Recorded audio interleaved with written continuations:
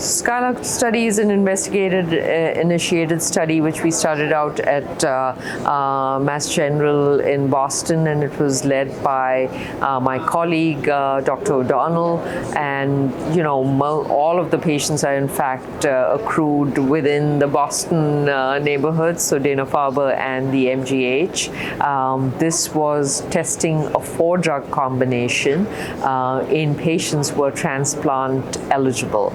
And what we have there is a combination of Isatuximab, which is a CD38 monoclonal antibody, with Carfilzomib, Lenalidomide, and Dexamethasone.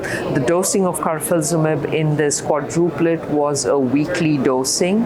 We went up to 56 mg per meter square, and the rest of the dosing for the other drugs are per standard of care. What was really interesting and exciting is we're seeing a very, very high response rate in this patient population, close to 100% of a response rate.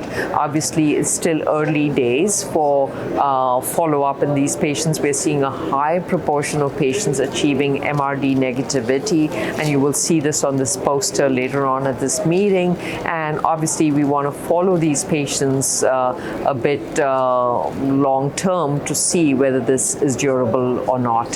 What was interesting to us on this study was, transplant was allowed. These were transplant-eligible patients, but interestingly, most of our patients have deferred transplant on the trial, and they've continued maintenance. One other interesting piece on this study was the maintenance was sort of risk stratified. So if you had high-risk disease, you continued with all drugs. If you didn't, you could sort of de-escalate some of them.